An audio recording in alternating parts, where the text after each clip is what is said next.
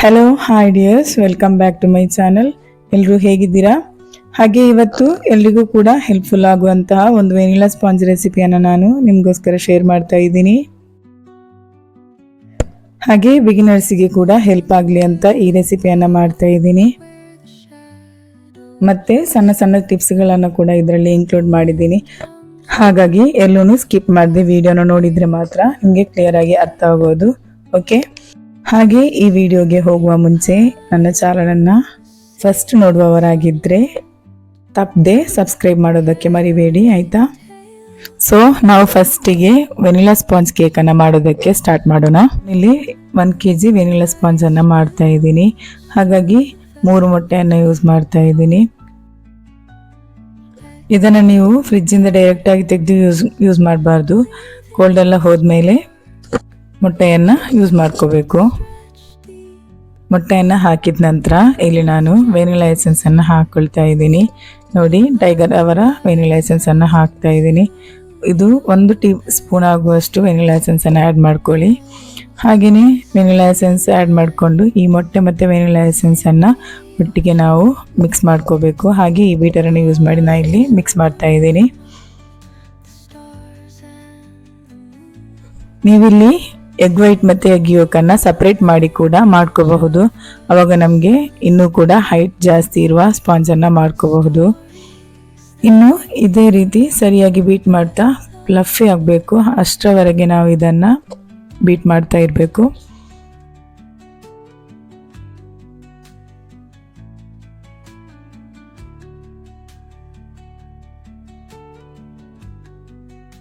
ಯಾವ ಮೆಥಡಲ್ಲಿ ಮಾಡಿದರೂ ಕೂಡ ಆಗ್ಬೋದು. ಇದು ಎಗ್ ಯೋಕ್ ವೈಟ್ ಶೇಡ್ ಬರಬೇಕು, ಅಂದರೆ ಯೆಲ್ಲೋ ಕಲರ್ ಹೋಗಿ ವೈಟ್ ಕಲರ್ ಆಗ್ತಾ ಬರ್ತದೆ, ಫ್ಲಫಿಯಾಗಿ ವೈಟ್ ಕಲರ್ ಆಗಿ ಬರ್ತದೆ. ಅಷ್ಟರವರೆಗೆ ನಾವು ಇದನ್ನು ಬೀಟ್ ಮಾಡ್ಕೋಬೇಕು.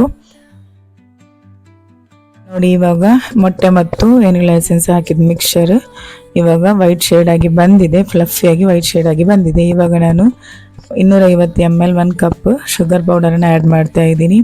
ಈ ಶುಗರ್ ಪೌಡರ್ ಹಾಗೆಯೇ 1 ಕಪ್ ಕರೆಕ್ಟಾಗಿ ಮಿಕ್ಸಿ ಜಾರಿಗೆ ಹಾಕಿ ಸಣ್ಣದಾಗಿ ಇದನ್ನು ಪೌಡರನ್ನು ಮಾಡಿಕೊಂಡು ನಂತರ ಇದಕ್ಕೆ ಸ್ವಲ್ಪನೇ ಹಾಕಿ ಬೀಟ್ ಮಾಡ್ಕೋಬೇಕು.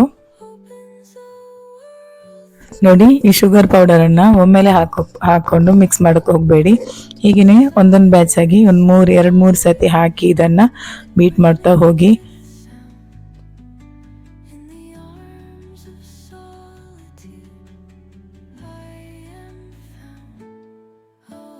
ನೋಡಿ, ನಾನು ಕೂಡ ಸಕ್ಕರೆ ಹುಡಿಯನ್ನು 2-3 ಬ್ಯಾಚ್ ಥರ ಮಾಡಿ ಇದಕ್ಕೆ ಹಾಕ್ಕೊಂಡು ಬೀಟ್ ಮಾಡ್ತಾ ಇದ್ದೀನಿ.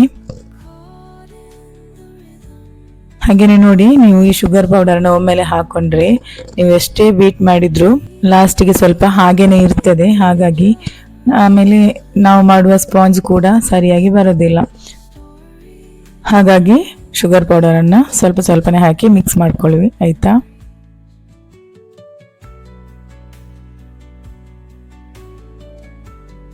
ನೋಡ್ಬೋದು, ಶುಗರ್ ಪೌಡರ್ ಹಾಕಿ ಚೆನ್ನಾಗಿ ಬೀಟ್ ಮಾಡಿದ ಮೇಲೆ ನೋಡಿ ಈ ರೀತಿ ಫ್ಲಫಿಯಾಗಿ ಬರಬೇಕು. ನೋಡಿ, ಈ ಒಂದು ಕನ್ಸಿಸ್ಟೆನ್ಸಿಗೆ ಬರಬೇಕು. ನಂತರ ನಾನಿಲ್ಲಿ ಇವಾಗ ಬೀಟ್ ಮಾಡಿ ಫ್ಲಫಿ ಆದ ನಂತರ 2 ಟೇಬಲ್ ಸ್ಪೂನ್ ಸನ್ಫ್ಲವರ್ ಆಯಿಲನ್ನು ಆ್ಯಡ್ ಮಾಡ್ತಾ ಇದ್ದೀನಿ. ಇವಾಗ ನಾನು 1 kg ವೆನಿಲಾ ಸ್ಪಾಂಜಿಗೆ 2 ಟೇಬಲ್ ಸ್ಪೂನ್ ಆಗುವಷ್ಟು ಸನ್ಫ್ಲವರ್ ಆಯಿಲನ್ನು ಆ್ಯಡ್ ಮಾಡಿದ್ದೀನಿ. ಹಾಗೆಯೇ ಇದಕ್ಕೆ ಜಾಸ್ತಿ ಎಲ್ಲ ಆಯಿಲನ್ನು ಹಾಕೋಕ್ಕೆ ಹೋಗಬೇಡಿ, ಯಾಕಂದರೆ ನಿಮಗೆ ಆಯಿಲನ್ನು ಜಾಸ್ತಿ ಹಾಕಿದರೆ ಸ್ಪಾಂಜ್ ಒಳ್ಳೆ ಹೈಟಲ್ಲಿ ಬರೋದಿಲ್ಲ. ಹಾಗೆಯೇ ನೋಡಿ, ನಾನು ಆಯಿಲನ್ನು ಹಾಕಿ 1 ರೌಂಡ್ ಬೀಟ್ ಮಾಡ್ತಾ ಇದ್ದೀನಿ ಅಷ್ಟೇ, ತುಂಬ ಬೀಟ್ ಮಾಡೋಕ್ಕೆ ಹೋಗಬೇಡಿ. ಹಾಗೆಯೇ ಬೀಟರನ್ನು ಆಫ್ ಮಾಡಿ ಇಟ್ಟು ಇನ್ನು ಡ್ರೈ ಇಂಗ್ರೀಡಿಯೆಂಟ್ಸ್ನ ರೆಡಿ ಮಾಡ್ಕೊಳ್ತಾ ಇದ್ದೀನಿ. ನೋಡಿ, ಡ್ರೈ ಇಂಗ್ರೀಡಿಯೆಂಟ್ಸ್ನ ರೆಡಿ ಮಾಡ್ಕೊಳ್ಳೋಕ್ಕೋಸ್ಕರ ಏನೆಲ್ಲ ಹಾಕ್ತಾ ಇದ್ದೀನಿ ಅಂತ ನೋಡ್ಕೊಳ್ಳಿ. ಇಲ್ಲಿ ನಾನು ಫಸ್ಟಿಗೆ 250 ml ಕಪ್ಪಲ್ಲಿ 1 ಕಪ್ ಕರೆಕ್ಟಾಗಿ ಮೈದಾನ ತಗೊಂಡಿದ್ದೀನಿ. ಹಾಗೆಯೇ 1/4 ಟೀ ಸ್ಪೂನ್ ಬೇಕಿಂಗ್ ಸೋಡಾವನ್ನು ಆ್ಯಡ್ ಮಾಡ್ಕೋಬೇಕು. ನೆಕ್ಸ್ಟ್ 1 ಟೀ ಸ್ಪೂನ್ ಬೇಕಿಂಗ್ ಪೌಡರನ್ನು ಆ್ಯಡ್ ಮಾಡ್ಕೋಬೇಕು. ಇದನ್ನು ಒಟ್ಟಿಗೆ ಸೀವ್ ಮಾಡ್ಕೊಳ್ಳಿ. ಇವಾಗ ಇದನ್ನು ನೋಡಿ, ಈ ಥರ ನೀವು 3 ಸಲ ಸೀವ್ ಮಾಡ್ಕೊಳ್ಬೇಕು. ನೋಡಿ, ನೀವು 1 kg ವೆನಿಲಾ ಸ್ಪಾಂಜ್ ಮಾಡುವಾಗ ಇದೇ 250 ml 1 ಕಪ್ಪಲ್ಲಿ ಮೈದಾ ತಗೊಂಡ್ರೆ ಅದೇ 1 ಕಪ್ಪಲ್ಲಿ ಶುಗರ್ ಪೌಡರನ್ನು ಕೂಡ ಆ್ಯಡ್ ಮಾಡ್ಕೋಬೇಕು. ಒಂದು ಮೆಥಡನ್ನು ಫಾಲೋ ಮಾಡ್ಕೊಂಡು ಹೋಗಿ ಆಯಿತಾ. ಆವಾಗ ನಿಮಗೆ ಶುಗರ್ ಕೂಡ ಜಾಸ್ತಿ ಆಗೋದಿಲ್ಲ, ವೆನಿಲಾ ಸ್ಪಾಂಜ್ ಕೂಡ ಸರಿಯಾಗಿ ಬರ್ತದೆ. ಇವಾಗ ನೋಡಿ ಇಂಗ್ರೀಡಿಯೆಂಟ್ಸ್ ಎಲ್ಲ ರೆಡಿ ಆಯಿತು. ಅದನ್ನು ನಾನು ಇವಾಗ ವೆಟ್ ಇಂಗ್ರೀಡಿಯೆಂಟ್ಸ್ ರೆಡಿ ಮಾಡಿ ಇಟ್ಕೊಂಡಿದ್ವಲ್ಲ ಅದಕ್ಕೆ ಸ್ವಲ್ಪ ಸ್ವಲ್ಪನೇ ಆ್ಯಡ್ ಮಾಡಿ ಮಿಕ್ಸ್ ಮಾಡ್ಕೋಬೇಕು. ಇದೇ ಥರ ಸ್ಪ್ಯಾಚುಲಾ ಅಥವಾ ವಿಸ್ಕ್ ಹೆಲ್ಪಿಂದ ಈ ಥರ ನೀವು ಮಿಕ್ಸ್ ಮಾಡ್ಕೋಬೇಕು. ನೋಡಿ ಕಟ್ ಆ್ಯಂಡ್ ಫೋಲ್ಡ್ ಮೆಥಡಲ್ಲಿ ನಾನು ಇದನ್ನು ಮಿಕ್ಸ್ ಮಾಡ್ಕೊಳ್ತಾ ಇದ್ದೀನಿ. ಇದನ್ನು ಕೂಡ ಅಷ್ಟೇ ನೀವು ಒಮ್ಮೆಲೆ ಹಾಕ್ಕೊಂಡು ಮಿಕ್ಸ್ ಮಾಡೋಕ್ಕೆ ಹೋಗಬೇಡಿ. ಸ್ವಲ್ಪ ಸ್ವಲ್ಪನೇ 1-2-3 ಬ್ಯಾಚ್ ಮಾಡಿಕೊಂಡು ಇದನ್ನು ಸ್ವಲ್ಪ ಸ್ವಲ್ಪನೇ ಹಾಕಿ ಮಿಕ್ಸ್ ಮಾಡ್ತಾ ಹೋಗಿ. ಹೀಗೆ ಮಿಕ್ಸ್ ಮಾಡ್ಕೊಳ್ಳುವಾಗ ಕೂಡ ಅಷ್ಟೇ ನೀವು ಆ ಕಡೆ ಈ ಕಡೆ ಮಾಡಿ ಇದನ್ನು ಮಿಕ್ಸ್ ಮಾಡ್ಕೋಬಾರ್ದು. ಮೆಲ್ಲ ಸ್ಲೋ ಆಗಿ ಇದನ್ನು ಈ ಥರ ಕಟ್ ಆ್ಯಂಡ್ ಫೋಲ್ಡ್ ಮೆಥಡಲ್ಲಿ ನೋಡಿ ನಾನು ಯಾವ ಥರ ಮಾಡ್ತಾ ಇದ್ದೀನಿ ಅಂತ ಇದೇ ಥರ ನೀವು ಕೂಡ ಕಟ್ ಆ್ಯಂಡ್ ಫೋಲ್ಡ್ ಮೆಥಡಲ್ಲಿ ಈ ಥರ ಮಿಕ್ಸ್ ಮಾಡ್ಕೊಳ್ಬೇಕು. ನೆಕ್ಸ್ಟ್ ನಾನಿಲ್ಲಿ 1/4 ಕಪ್ ಹಾಲನ್ನು ಆ್ಯಡ್ ಮಾಡ್ಕೊಳ್ತಾ ಇದ್ದೀನಿ. ಈ ಹಾಲನ್ನು ಕಾಯಿಸಿ ಬಿಸಿ ಆರಿದ ನಂತರ ನಾವು ಇದನ್ನು ಯೂಸ್ ಮಾಡ್ಕೋಬೇಕು. ನೀವು ಹಾಲನ್ನು ಹಾಕ್ಕೊಳ್ಬೇಕಾದ್ರೆ ಸ್ವಲ್ಪ ಡ್ರೈ ಇಂಗ್ರೀಡಿಯೆಂಟ್ಸ್ ಹಾಕಿ ನಂತರ ಹಾಲನ್ನು ಹಾಕ್ಕೊಳ್ಳಿ. ಇದೇ ರೀತಿ 2-3 ಟೈಮ್ಸ್ ಇದೇ ಥರ ಮಾಡಿ ಡ್ರೈ ಇಂಗ್ರೀಡಿಯೆಂಟ್ಸನ್ನು ಮಿಕ್ಸ್ ಮಾಡ್ಕೋಬೇಕು. ನೋಡಿ ನಾನು ಲಾಸ್ಟಿಗೆ ಸ್ವಲ್ಪ ಡ್ರೈ ಇಂಗ್ರೀಡಿಯೆಂಟ್ಸ್ನ ಎತ್ತಿಟ್ಕೊಳ್ತಾ ಇದ್ದೀನಿ. ಅದನ್ನು ನಾನು ಲಾಸ್ಟಿಗೆ ಹಾಕಲಿಕ್ಕೆ ಅಂತ ಎತ್ತಿಟ್ಕೊಳ್ತಾ ಇದ್ದೀನಿ.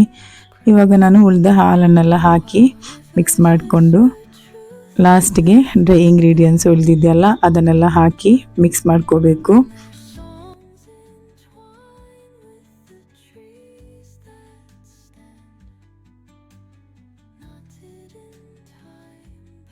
ನೋಡಿ ನಾನು ಇವಾಗ ಉಳಿದ ಡ್ರೈ ಇಂಗ್ರೀಡಿಯೆಂಟ್ಸ್ನೆಲ್ಲ ಹಾಕಿ ಮಿಕ್ಸ್ ಮಾಡ್ಕೊಳ್ತಾ ಇದ್ದೀನಿ.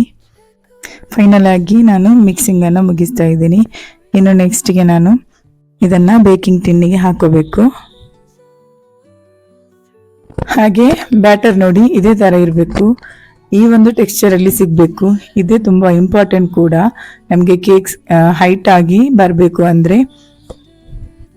ಹಾಗೆ ನೋಡಿ ನಾವಿವತ್ತು 7 ಇಂಚ್ ಪ್ಯಾನಲ್ಲಿ ಈ ಸ್ಪಾಂಜನ್ನು ಬೇಕ್ ಮಾಡ್ತಾ ಇರೋದು. ಓಕೆ, ಇದಕ್ಕೆ ಸ್ವಲ್ಪ ಆಯಿಲ್ ಅಥವಾ ಬಟರನ್ನು ಅಪ್ಲೈ ಮಾಡಿಕೊಂಡು ಬಟರ್ ಪೇಪರನ್ನು ಕಟ್ ಮಾಡಿ ಇಟ್ಕೊಂಡು ಇದಕ್ಕೆ ಫಸ್ಟಿಗೆ ಇದನ್ನು ನಾವು ರೆಡಿ ಮಾಡ್ಕೋಬೇಕು.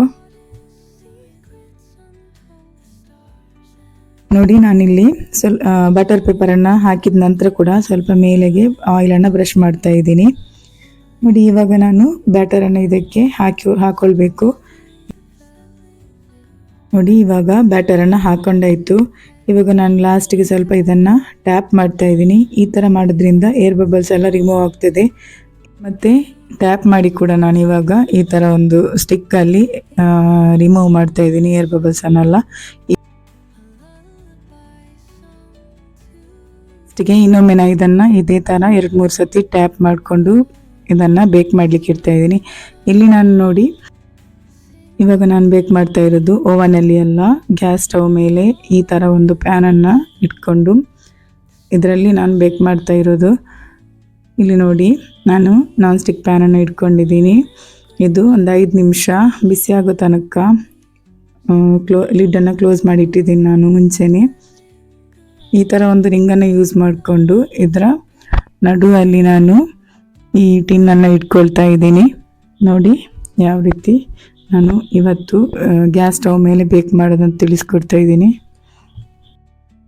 ನೀವು ಒಂದು 10 ನಿಮಿಷ ಬಿಸಿ ಆಗೋಕ್ಕೆ ಇಡಬೇಕು ಹೈ ಫ್ಲೇಮಲ್ಲಿ ಇಟ್ಕೊಂಡು. ನಂತರ ಇದಕ್ಕೆ ನಾವು ಟಿನ್ನನ್ನು ಇಟ್ಕೋಬೇಕು. ಇವಾಗ ನೋಡಿ ನಾನು ಟಿನ್ನನ್ನು ಇಟ್ಕೊಂಡಿದ್ದೀನಿ. ಇನ್ನು ಇದನ್ನು ನಾನು 40ರಿಂದ 45 ನಿಮಿಷ ಬೇಕ್ ಮಾಡಿ ತೆಗಿತಾ ಇದ್ದೀನಿ. ಇವಾಗ ನೋಡಿ ನಾನು ಒಂದು ಸ್ಟಿಕ್ನ ಹೆಲ್ಪಿಂದ ಇದು ಬೆಂದಿದೆ ಅಂತ ನೋಡ್ತಾ ಇದ್ದೀನಿ, ಬೇಕಾಗಿದೆ ಅಂತ.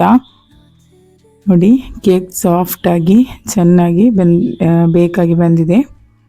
ಇವಾಗ ನೋಡಿ ಇದನ್ನು ಬೇಕಾದ ತಕ್ಷಣವೇ ನಾವು ಇದನ್ನು ರಿಮೂವ್ ಮಾಡ್ಕೋಬೇಕು ಸ್ಟವ್ ಮೇಲಿಂದ. ನಂತರ ಇದು ಸ್ವಲ್ಪ ತಣ್ಣಗಾದ ಮೇಲೆ ನಾನು ಇದನ್ನು ರಿಮೂವ್ ಮಾಡ್ಕೊಳ್ತಾ ಇದ್ದೀನಿ. ನೋಡಿ ನಾನು ಈ ಥರ ಒಂದು ನೈಫ್ನ ಹೆಲ್ಪಿಂದ ಇದನ್ನು ರೌಂಡಾಗಿ ತಿರುಗಿಸಿ ಈ ಥರ ರಿಮೂವ್ ಮಾಡ್ಕೊಳ್ತಾ ಇದ್ದೀನಿ. ಅದು ನೋಡಿ ಇವಾಗ ನಾನು ಟಿನ್ನಿಂದ ಇದನ್ನು ತೆಗ್ತಾ ಇದ್ದೀನಿ ಸ್ಪಾಂಜನ್ನು. ನೋಡಿ ಎಷ್ಟು ಪರ್ಫೆಕ್ಟಾಗಿ ಬಂದಿದೆ ಅಂತ ನಾವು ಮಾಡಿರುವ ಸ್ಪಾಂಜ್. ನಿಮಗೆ ಕೂಡ ಇದೇ ಥರ ಬರಬೇಕು ಅಂದರೆ ನೀವು ವಿಡಿಯೋವನ್ನು ಎಲ್ಲೂ ಸ್ಕಿಪ್ ಮಾಡದೆ ಸರಿಯಾಗಿ ಈ ಟಿಪ್ಸ್ಗಳನ್ನು ಫಾಲೋ ಮಾಡಿಕೊಂಡು ಮಾಡಿದರೆ ನಿಮಗೂ ಕೂಡ ಇದೇ ಥರ ಸ್ಪಾಂಜಿ ಸಾಫ್ಟ್ ಆಗಿರುವ ವೆನಿಲಾ ಸ್ಪಾಂಜನ್ನು ಮಾಡ್ಕೋಬಹುದು. ನೋಡಿ ನಾನಿಲ್ಲಿ ಸ್ವಲ್ಪ ಪ್ರೆಸ್ ಮಾಡಿ ನೋಡ್ತಾ ಇದ್ದೀನಿ ಎಷ್ಟು ಸಾಫ್ಟ್ ಆಗಿ ಬಂದಿದೆ ಅಂತ. ನೋಡಿ ನಾನು ಅದನ್ನ ಯಾವ ತರ ಪ್ರೆಸ್ ಮಾಡಿದ್ರು ಕೂಡ ಅದು ಮತ್ತೆ ಬಿಡುವಾಗ ಅದೇ ಶೇಪಿಗೆ ಬರ್ತಾ ಇದೆ. ನೋಡಿ ಎಷ್ಟು ಹೈಟ್ ಆಗಿ ಬಂದಿದೆ ಅಂತ. ಇದನ್ನು ನೀವು ಇನ್ನು 3 ಲೇಯರ್ ಅಥವಾ 4 ಲೇಯರ್ ಆಗಿ ಕಟ್ ಮಾಡ್ಕೋಬಹುದು. ನೋಡ್ತಾ ಇದ್ದೀರಲ್ಲ ನಾವು ಮಾಡಿದಂತಹ ಸ್ಪಾಂಜ್ ಕೇಕ್ ಎಷ್ಟು ಸೂಪರ್ ಆಗಿ ಬಂದಿದೆ ಅಂತ. ನೀವು ಈ ಸ್ಪಾಂಜ್ ಅನ್ನ ಯಾವುದೇ ಡಿಫ್ರೆಂಟ್ ಟೈಪ್ ಕೇಕ್ ಅಲ್ಲಿ ಇದನ್ನ ಯೂಸ್ ಮಾಡ್ಕೋಬಹುದು. ಹಾಗೆ ನೀವು ಇದನ್ನ ಟ್ರೈ ಮಾಡಿ ನೋಡಿ, ಫೀಡ್ಬ್ಯಾಕ್ ಅನ್ನ ಕಮೆಂಟ್ ಬಾಕ್ಸ್ ಅಲ್ಲಿ ತಿಳಿಸಿ. ಹಾಗೆಯೇ ಈ ವಿಡಿಯೋನ ಇಲ್ಲಿಗೆ ನಾನು ಎಂಡ್ ಮಾಡ್ತಾ ಇದ್ದೀನಿ. ನಿಮಗೆ ಈ ವಿಡಿಯೋ ಏನಾದರೂ ಇಷ್ಟ ಆಗಿದ್ರೆ ಫ್ರೆಂಡ್ಸ್ ಅಂಡ್ ಫ್ಯಾಮಿಲಿಗೆ ಶೇರ್ ಮಾಡಿ. ಓಕೆ, ಬಾಯ್.